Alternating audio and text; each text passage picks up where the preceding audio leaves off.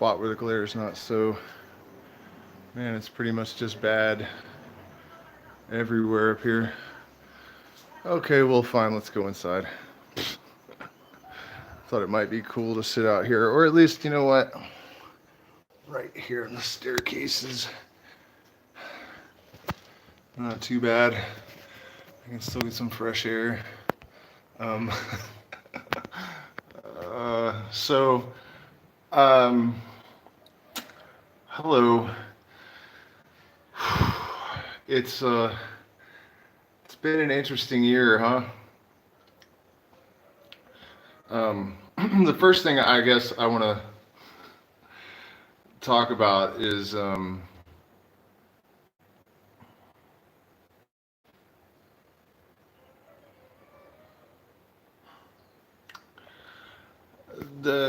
health issues that I've struggled with. I've been trying to use ancestral medicines to address those problems, and I definitely can't say that I'm totally cured. But actually, let me preface this with why exactly I'm talking about it. Partly because I said that, I did a live stream a while back and I showed the plants that I'm working with, chuchuasa and ayahuasca is actually in most of the Quechua. Some of the other tribes put it in a lot of the mixes that they make with the different plants, but not necessarily in psychoactive concentrations. In fact, usually not. But ayahuasca is very anti-inflammatory, and I've heard people go so far as to say that the root of all illness is inflammation, and I'm definitely feeling that there's some truth to that. I don't think I would go so far as to say all illness, the root is inflammation, but definitely it's a significant factor in a lot of illnesses, and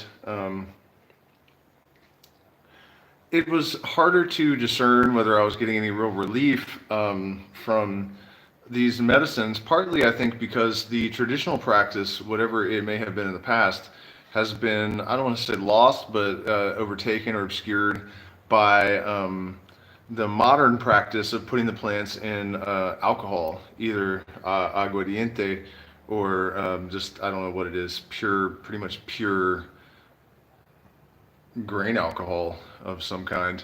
And of course, if you're trying to fight inflammation, consuming like pure alcohol is not, these things are going to cancel each other out.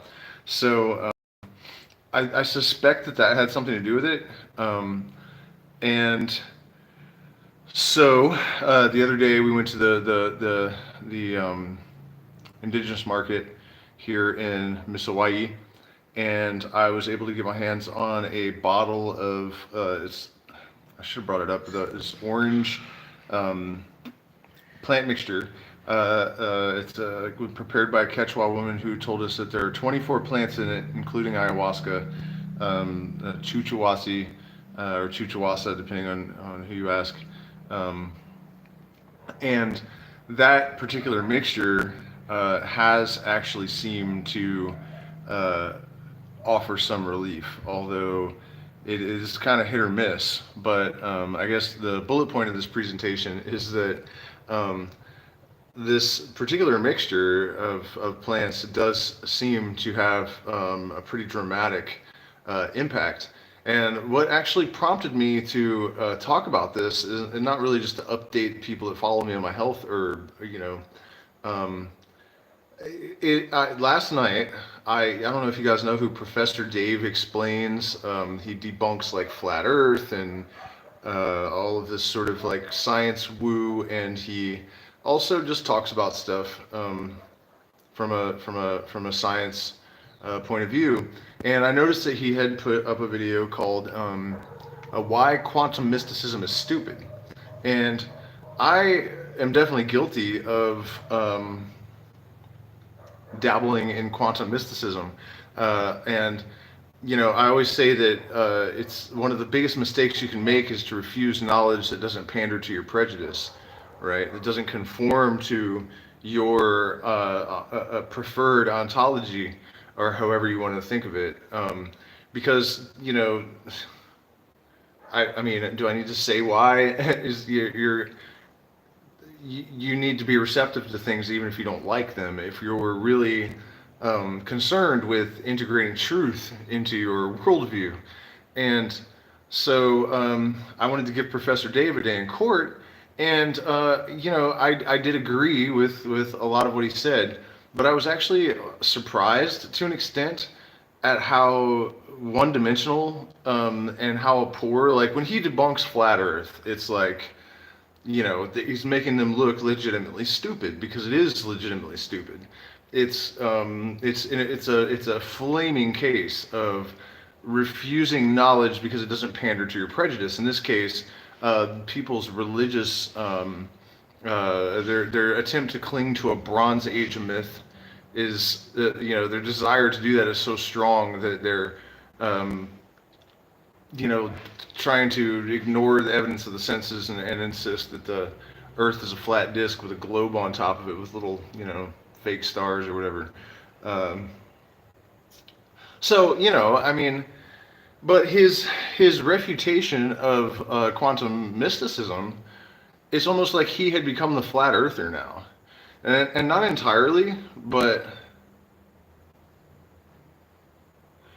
yeah, I'm surprised to see you here. I'm glad you are, though, because I don't know why you're awake, but um, good to know you're there, though. So, this Professor Dave is debunking quantum mysticism, and I appreciate it to an extent because I want to know. I mean, I did buy into like the What the Bleep movie where they were talking about the observer effect and how consciousness has an impact on the particles and whether they express as a wave or a particle pattern in the photoelectromagnetic plates, and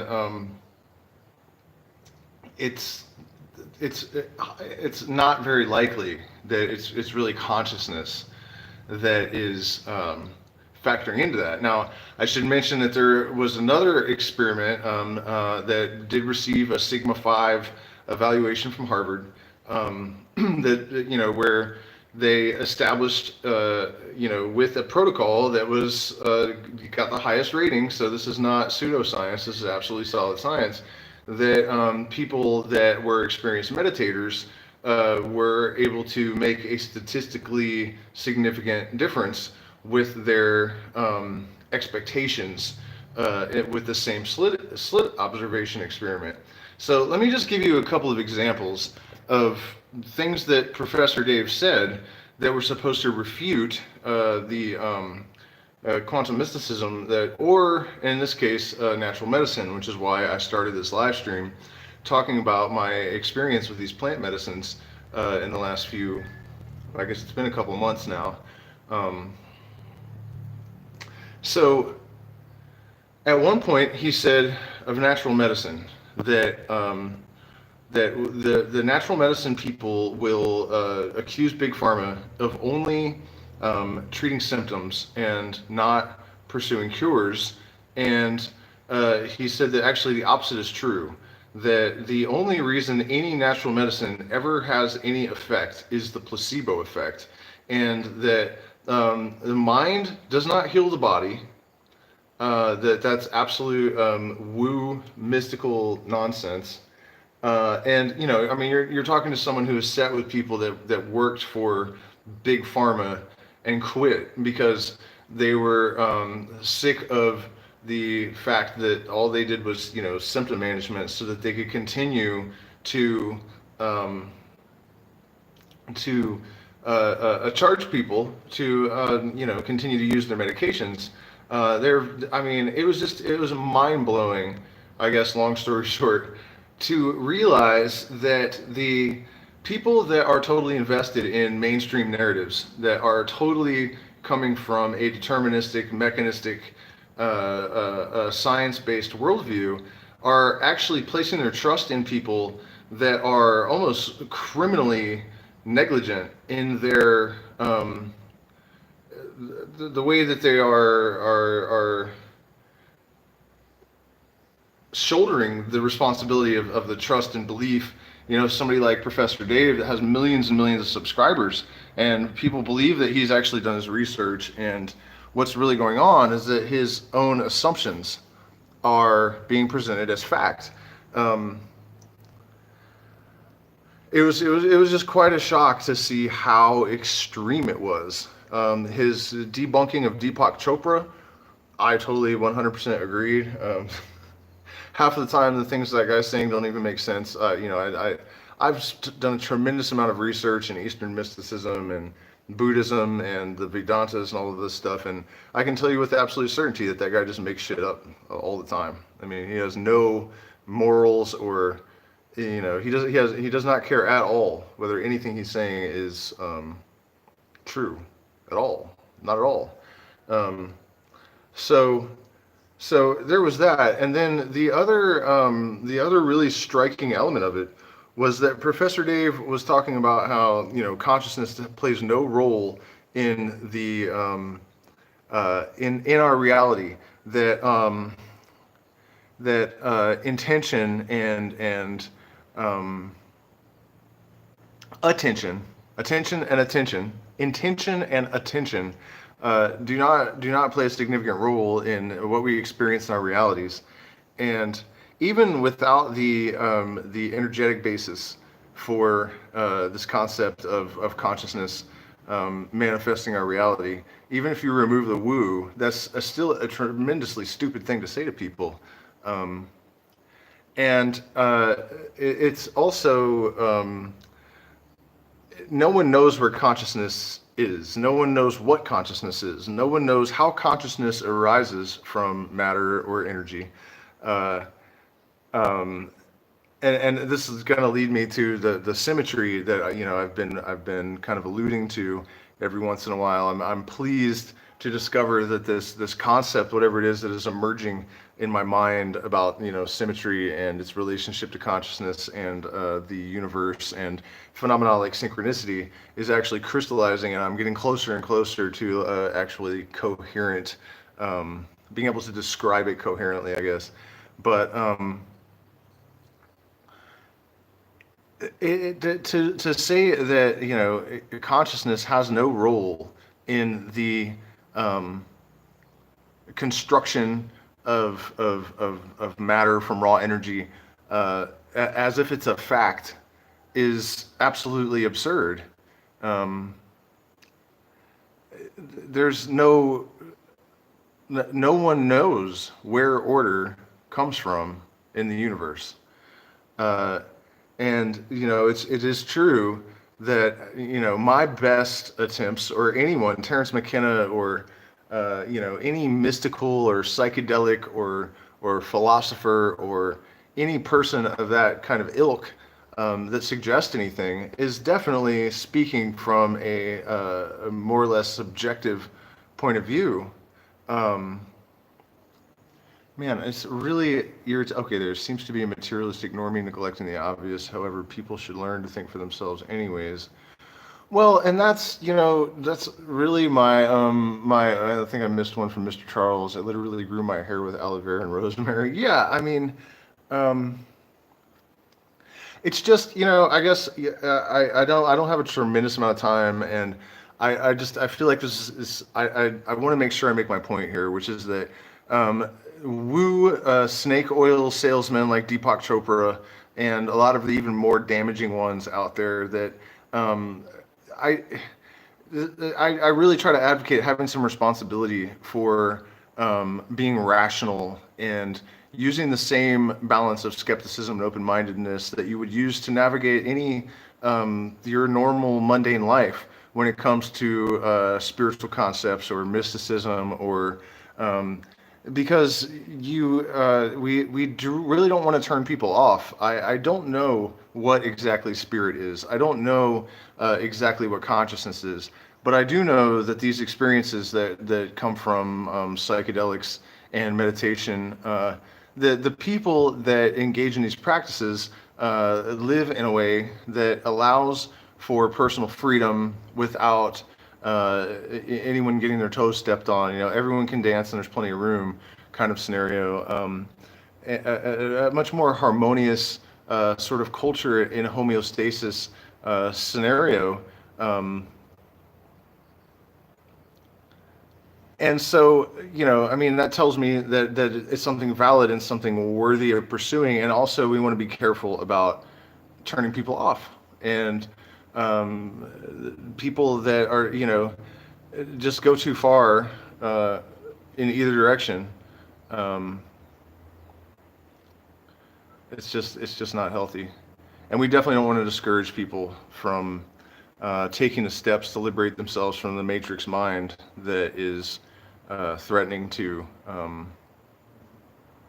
destabilize the environment and I don't want to say enslave humanity, but I really don't know at this point that that's much of a exaggeration or that it's a conspiratorial suggestion.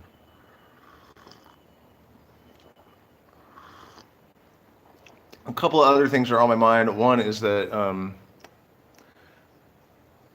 I can't remember what exactly provoked this the other day, but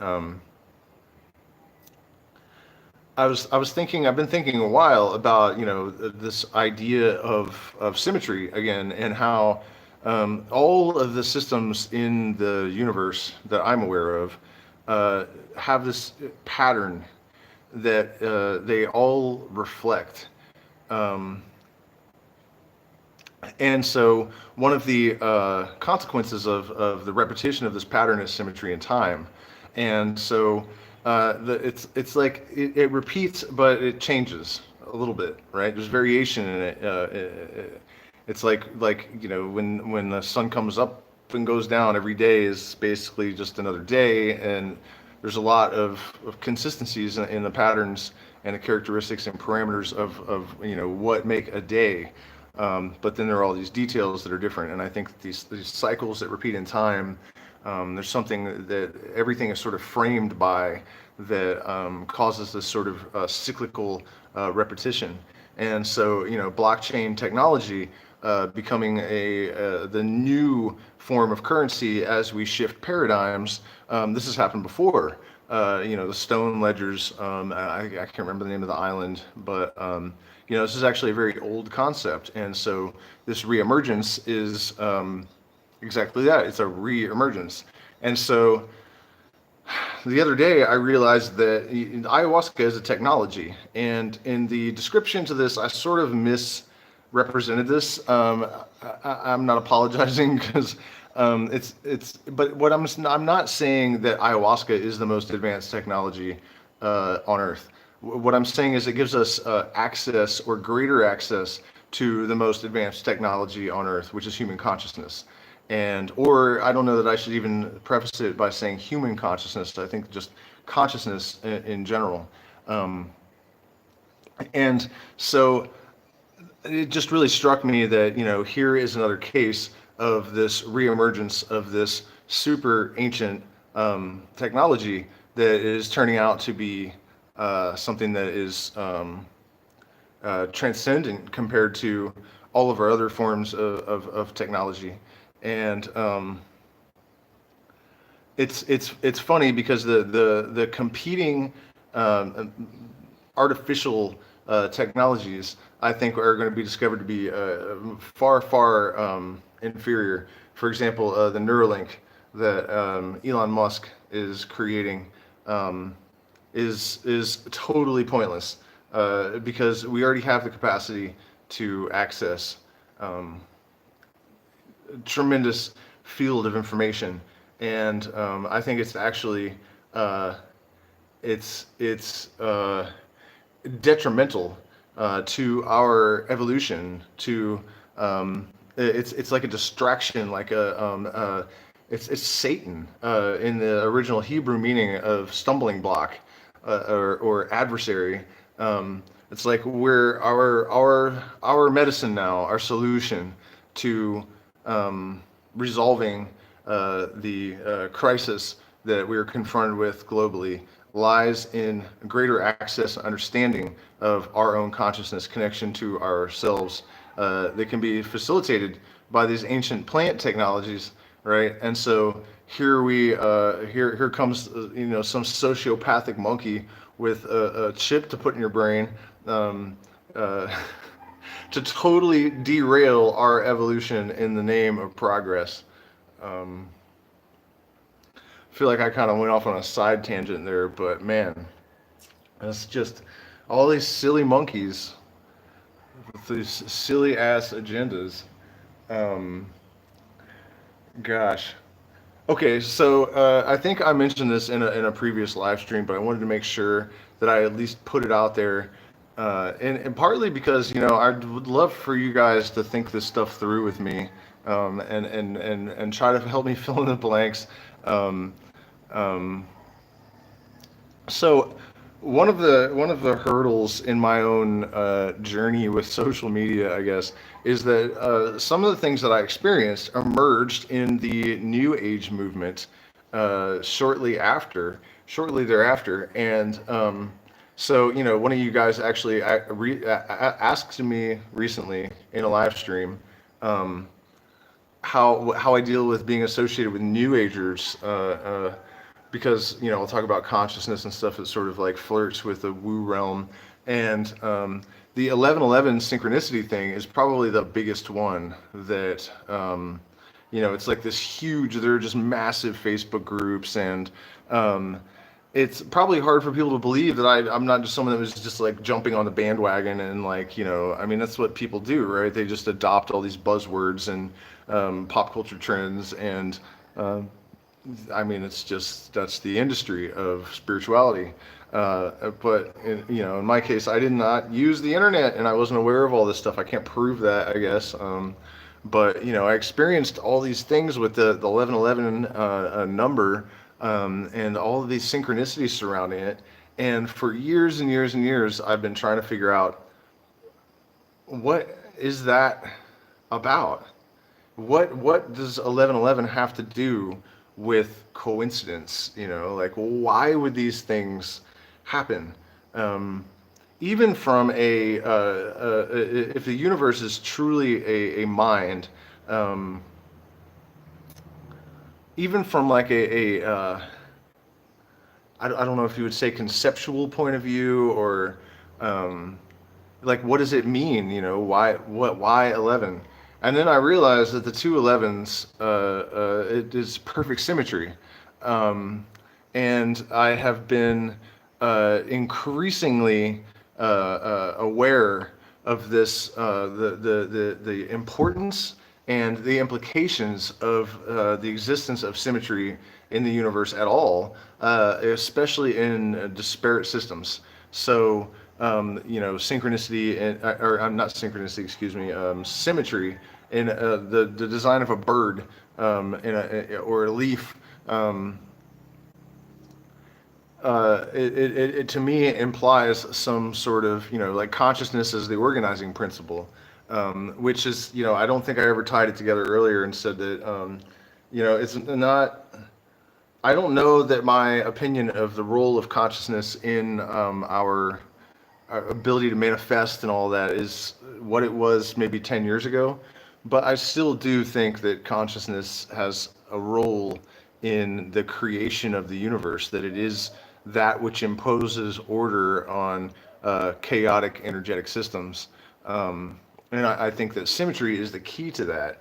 And so I just wanted to throw that out there, that it's like I finally clicked, that this 1111 thing was some kind of clue, regarding symmetry in consciousness. In fact, today something happened that is a good example of this.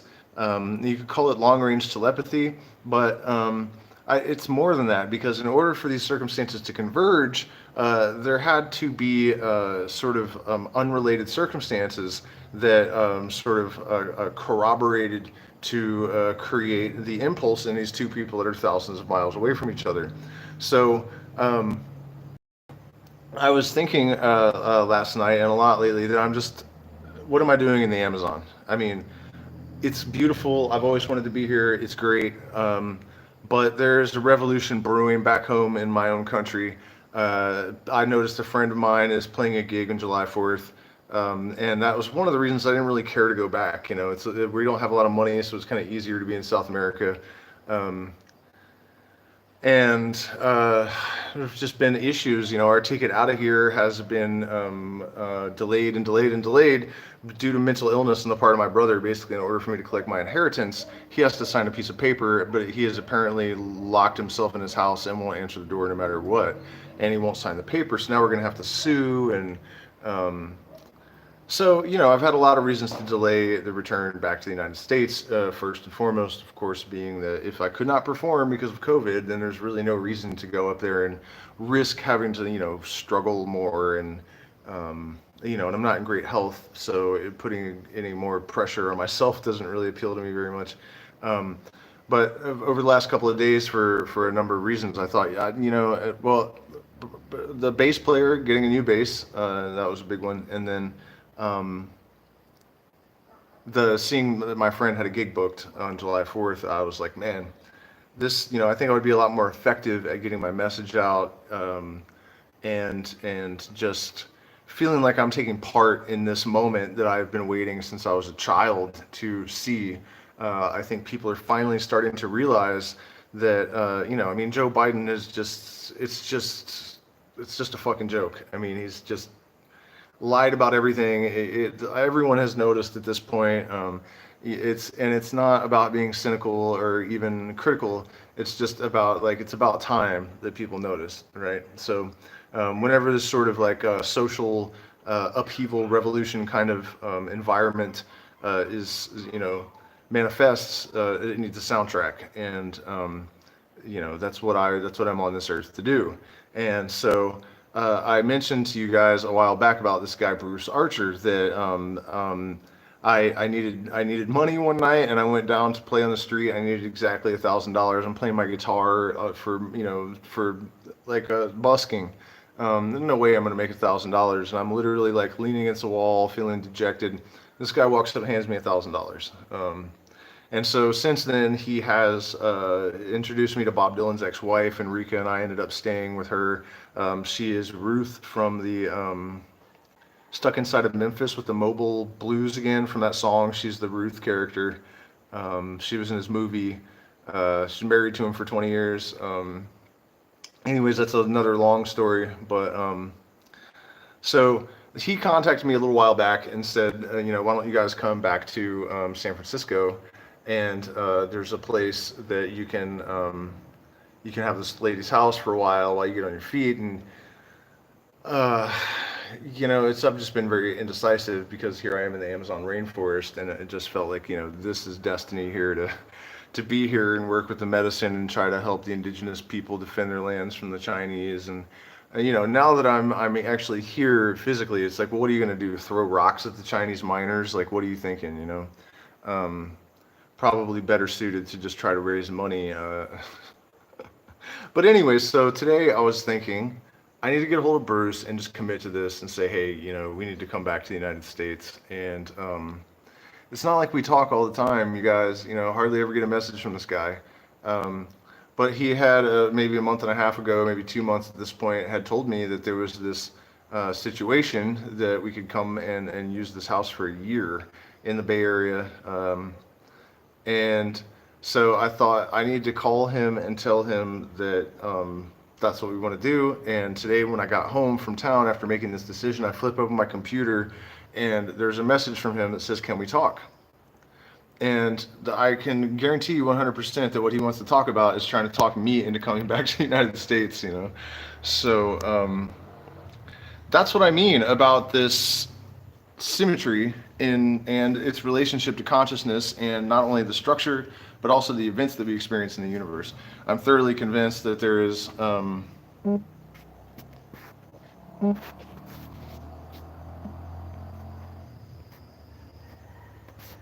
yeah, Neuralink, of course, it's a scam. Elon Musk is not a good person. I don't, you know, he's got this like cult of personality thing. He has fought the union formation at his companies. He's a billionaire. You know, I don't have any money, and I am very happy to give, you know, refugees on the street, what, you know, some of the money that we do have. Everyone should be like that, you know. I mean, I really think that until we all kind of feel like, you know, if any family doesn't have enough, we are not really entitled to have enough either, you know. And maybe I'm going too far, or maybe there's something fundamentally wrong with my thinking about that. But I feel like also the whole, if you're like a spiritual person and you're talking about how we're all one, and I don't think that you can even lay claim to being a decent human being if you have $1 billion right now. The inequality is too vast. Um, so yeah, fuck that guy. Um, yeah, Tomo. Yeah, yeah, yeah. But I mean, I don't think we can do it that quickly. And the lawsuit with my brother now, I don't know if I have to be here to sign stuff. We still have to get Nagual a passport. There's still a lot of hurdles for us to jump through. So don't worry, it's not going to be like tomorrow or anything. But I do plan, as soon as I get off of here, I'm going to get a hold of Bruce and see if we can get the engines moving. I think that by the way, you guys, the frog versus monkey video that I just posted, if you haven't seen that yet, you got to watch it all the way to the end. There's a special message from Joe Rogan. And this is like my first attempt at being comedy. I have a bad, or making comedy. I have a bad feeling that some people are going to think it's in bad taste.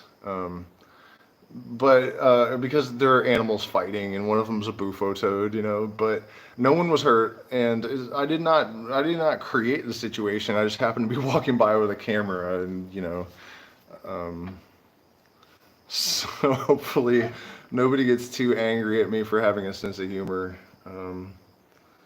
Cancel culture, man.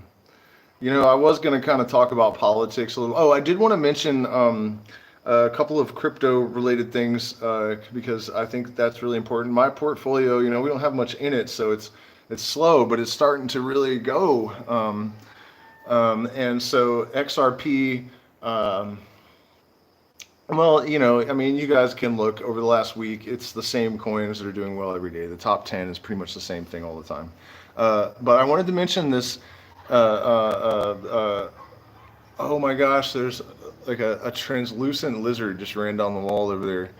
Um, this seeds coin. I put a link in the description.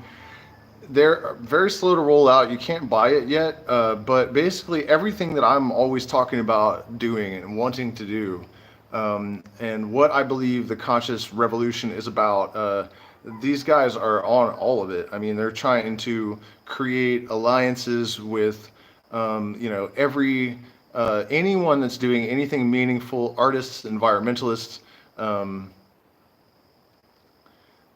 it just really looks like it's a really, really good thing. If this is what we need to see arise from blockchain, if these guys are successful at launching this coin, it is it's the best of what blockchain could have to offer in terms of redistribution of wealth and empowering the people that need to be empowered during this time of transition and crisis. And I am just going to skip the politics because fuck that, man. I'm just really glad. It's good to see people snapping out of it a little bit. I lost a lot of traction. I think the reason I got demonetized was probably because I was like bashing Biden and the Democrats. Um, he's an absolute scumbag, and so is Donald Trump. So are all of them. But the select exception and the capacity for the human mind to delude itself is really the lesson that we all need to take away from this and use it as inspiration to examine our own um, perceptual apparatuses and and really try to figure out if we're doing the same sort of thing that the people that have been fooled by these people and organizations. I mean, it's just incredible. Just in the last week, I guess I just said I was going to skip it, and I'm not. But Biden, during his campaigning, he said that not one more foot of wall will be built. And in the last like week or two, they said we're going to start building more border wall. Um, I remember, the Trump people were saying that he was anti LGBTQRZ 2369 or whatever it is at this point.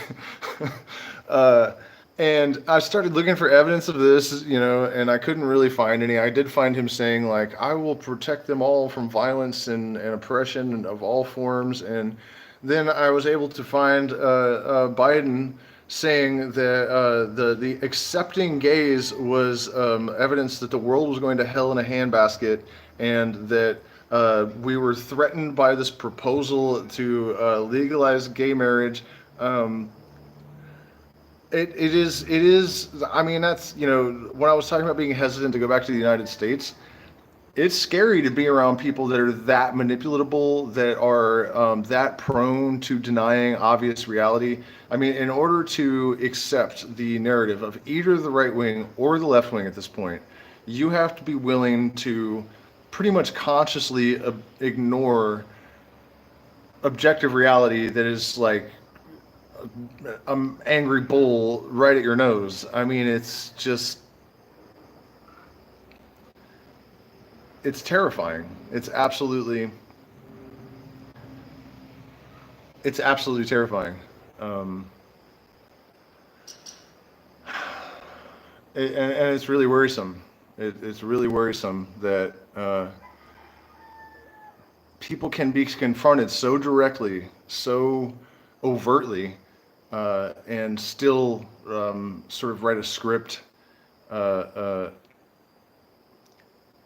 in their minds that has absolutely nothing to do with objective reality. So, anyways, that's it for this live stream. I think I'm trying to recall if there's, you guys have any questions. I know we always do like questions and answers at the Q&A. Being moderate will get you crucified on both sides. Yeah, it is.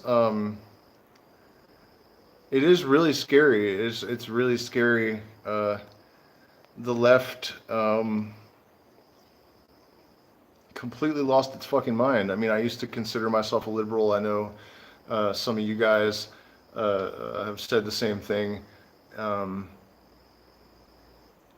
but it's, like that meme that's going around, the youth of the 1990s or 1960s, fuck you, I won't do what you tell me. And now they're like, fuck you, you better do what they tell you.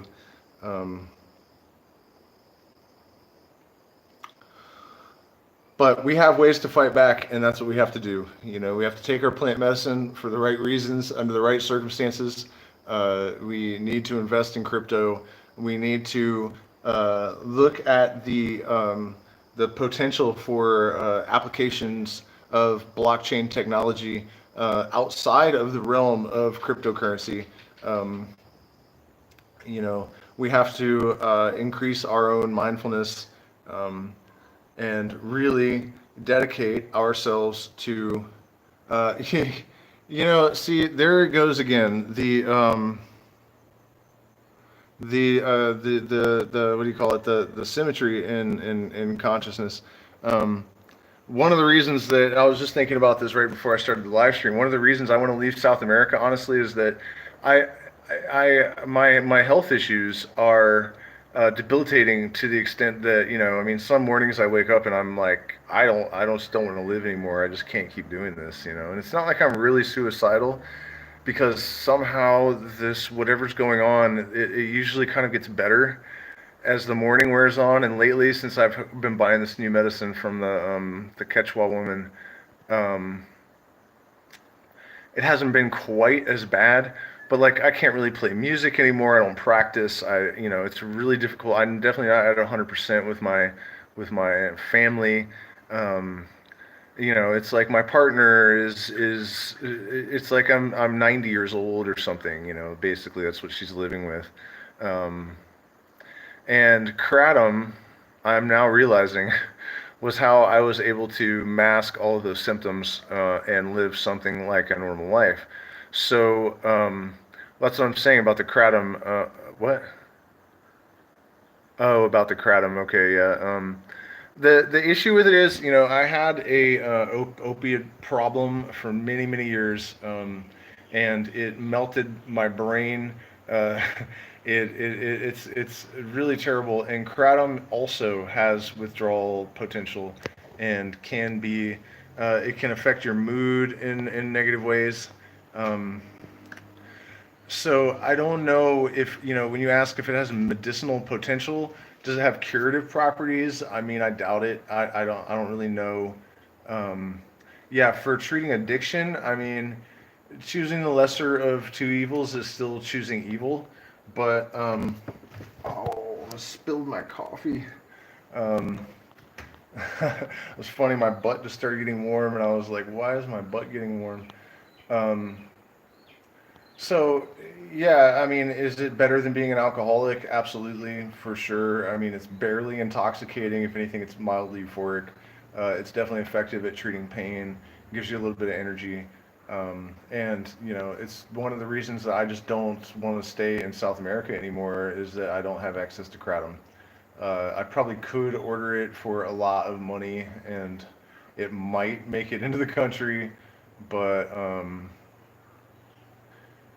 yeah, kratom rage is a real thing. I definitely was told by my girlfriend at the time, and my band. I was pretty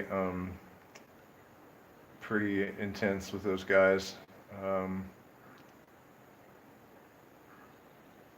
yeah, and everyone's going to react differently, but I mean, I can tell you this: if you are confronted with the option of having to remain on opiates, or thank you, Tomo. Definitely like being functional, and it is ridiculous. I mean, you guys can see me right now. I'm not leaning on this because I mean, I have to prop myself up like often.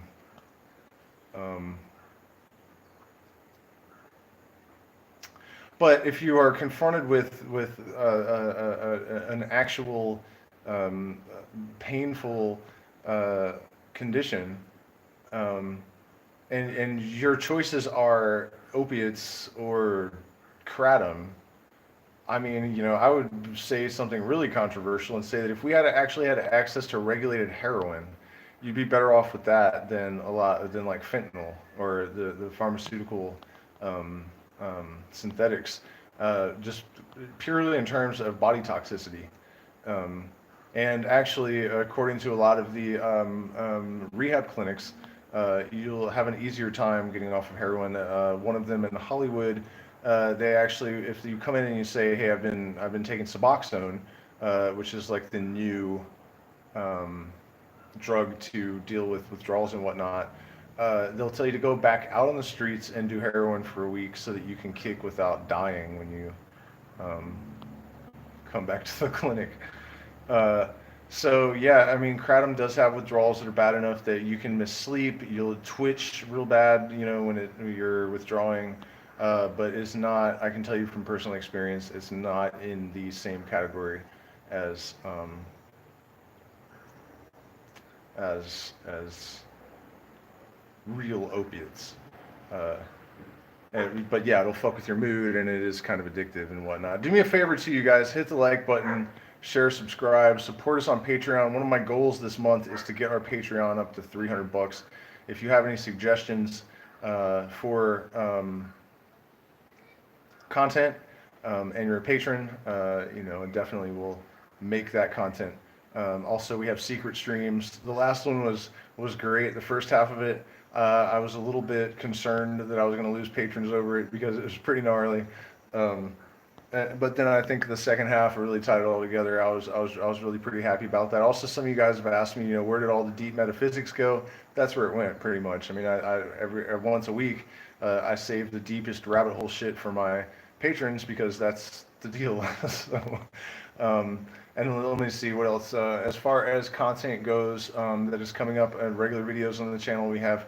I just put up a ethnobotany tour from Omayari, which is in Puyo, Ecuador, in the Amazon. We did a walk and we talked with a guy, Chris, candidate who's extremely knowledgeable because he's married to a Shuar woman. The Shuar have one of the most extensive, what would you call it, like repositories of knowledge of any of the tribes in the Amazon, and they're very, very secretive about it.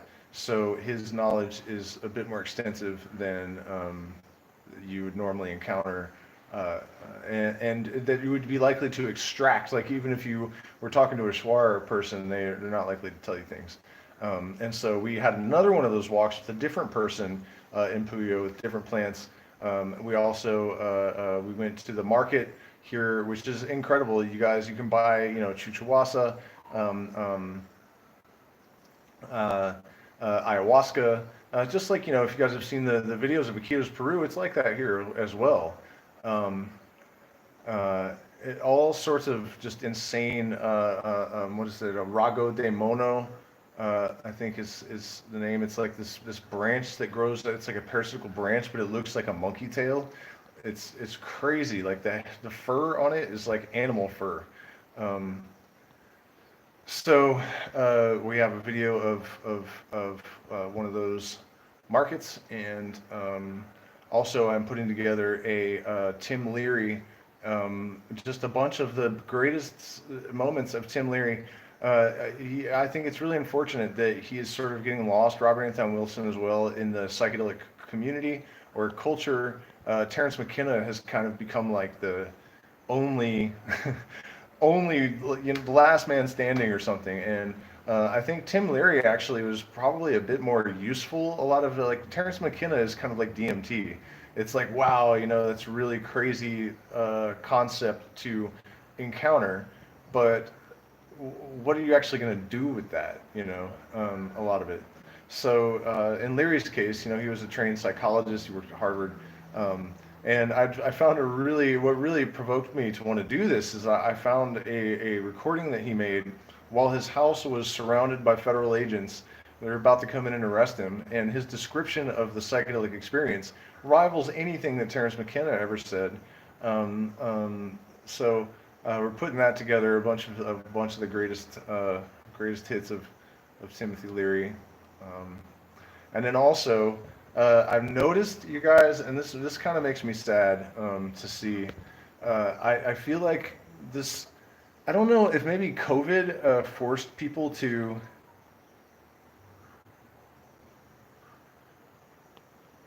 Yeah, definitely be careful with kratom, man. I mean, it's a opioid antagonist. It's um, definitely, but you have to treat all plant medicines with respect. I mean, nearly all of them will kill you under some circumstance. So, um, you do have to be cautious.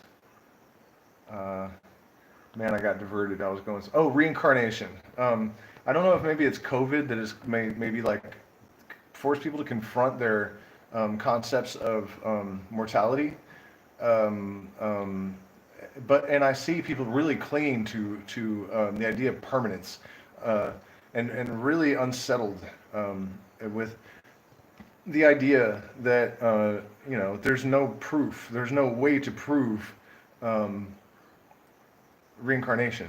And I'll talk about this a little bit. I don't want to go too deeply into it because I'm going to make a video, and also because I've talked about it recently. But um, in my own case, I have been able to recall the events of previous incarnations' life with incredible accuracy. I've realized that I was talking to someone who was in my circle during that lifetime, and I knew for certain that they were not aware of the circumstances around some of these things that we had done together. And so I started asking questions, and the person was able to answer them completely accurately, down to the most minute detail. Didn't even know what I was doing. I mean, uh, that was pretty incredible. Um, and also just a lot of synchronicities that were just mind-blowingly, like the universe communicating very clearly and concisely and directly. And I also have the same philosophical disposition, the same tendencies. I had the same drug habits. I smoked the same type of obscure tobacco for many, many years. exactly that type of tobacco. I had the same breakfast ritual that I had in that life, wearing the same type of coat even every morning. It was a weird thing for me to do because it had nothing to do with the culture I came from even. I mean, there's a lot of reasons for me to believe that I'm like literally the reincarnation of this person. Um, but regardless of all of that experience, I also know that geneticists tell us that ancestral memory is a real thing, and I'm English, and so is this person. And I'm not mentioning the name only because that's the point of the video that I'm making. It's a reveal, right? Um, a reincarnation, a reveal. Um, but what I'm getting at is that if we're going to be objective about this stuff, I'm English, so is he. Geneticists tell us we can remember our ancestors' memories. You could also say that there are sort of like archetypal, like dispositions that people can have. I've also considered that there is a woo level to it, but it's not specific reincarnation. It's just that there are sort of like frequencies of consciousness that um, we all inhabit a certain like range around sort of like a wheel, very similar to, or actually identical to the zodiac around the sun. And so you could think of it like there's, the source or creator or whatever, the sun, the spiritual sun in the center emanating around this circle. And then in each of these 12 directions, there's like a different archetypal consciousness, like a dial. And wherever you fall in this, line of emanation around it, determines your like archetypal consciousness disposition. Um, and some people have called this a magical current in the occult, that you would say where we are emanating from the same magical current is how some people would speak of it. Uh, Also, there's the possibility that there is just a universal mind, and there are even some, like straight mainstream physics physicists that believe that there's some kind of like 0 point field where all exchanges of information and energy have been recorded and that they can be accessed um, um, experimentally. And I don't see any reason why our consciousness could not have access to this. So um, it's it's just it's people really want to know. That's like we were talking earlier about how people get so invested in their political beliefs that even when absolutely objective, like the uh, liberals all hating Donald Trump for things that you could prove that Biden was at least as bad for the same, the racism and stuff. You know what I mean? Like it's demonstrable. You can pull videos.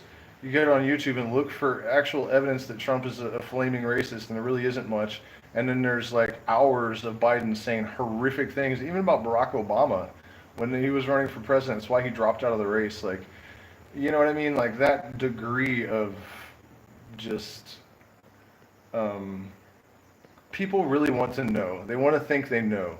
This is why people die over religion, and I think it's really difficult for people to accept that you're just never going to know, with reincarnation. But regardless of that fact, I'm going to make this video, and I just wanted to tell you to keep your eyes on it because it's going to be a good one. Um, and it's true, I mean, no matter how accurate my memories are, I could recite pages from books written by this guy before I ever picked them up. I had never seen a copy of them. Um, it was incredible. The people around me that witnessed it, I was like the last person to believe it just because it was just too much. I was like, come on, this is just fucking ridiculous. I'm not willing to um, just go insane and believe something like this. Basically is how I was thinking about it. Uh, and over the years, I mean, people have recognized this person in me in medicine circles. A shaman did it the first time I drank San Pedro. I mean, it's. I think most people would just accept it at this point, and just say like this is true. But I think it's really, really important to really be willing to remain objective and rational, and to have healthy skepticism, and just never buy into anything dogmatically. I think that, this kind of idea of knowing is the end of knowledge. It is your enemy. It is not good. It is not the objective. We are not looking for answers. We are maybe able to discern some things are more probabilistic than others, but that's the best that you can ever hope for. And I don't see why people can't be content with that. You don't know what's going on with the government. You know what I mean? Like to believe in the dumbest of conspiracy theories is obviously stupid. But to suggest that because there are stupid conspiracy theories, that it is ludicrous that a small group of very powerful people would be conspiring in ways that do not benefit the collective, is just completely insane. So I think it's this healthy, and to me really, really obvious middle ground is the place that we need to learn to inhabit. The place between abject materialism and woo fantasy, and this like the conspiracy theory thing. Obviously, with COVID, for example, when you apply the rules of conspiracy, you have a very small group of people is required. Too many conspirators makes a conspiracy bad. That's one of the reasons flat Earth should have never gotten off the ground in anyone's mind. It requires way too many conspirators. And then you have to look at the key bono, who benefits, right? And with COVID, it's like, okay, so we have big tech, the most powerful, wealthy people in the world benefiting. We had revolutions brewing all over the planet, people protesting that are now stuck in their houses. We have ayahuasca and other entheogens ramping up in popularity. The other day, I watched some people's mental manacles, the chains of indoctrination. 1 cup of ayahuasca and a little puff of DMT, and plink, plink, plink, plink, plink, plink, plink, and they're free. I mean, it really is that powerful. And then so you combine all this stuff together, and then it's almost more insane to say that it's not likely that there's something insidious going on with COVID,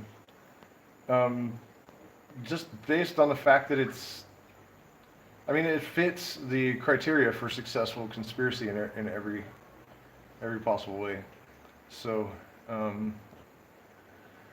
that's it, you guys. It's really not that difficult for us to deprogram all of the indoctrination, but it just takes some courage, and it takes the strength to accept that you do not have knowledge. You're never going to have knowledge. It's just an accumulation of possibilities, and an increasing ability to apply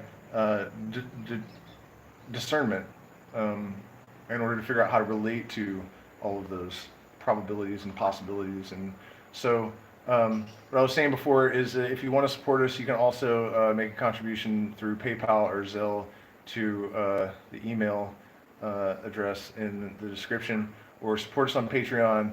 And thank you so much for watching, and don't forget to watch my frog video, because I think it's absolutely fucking hilarious.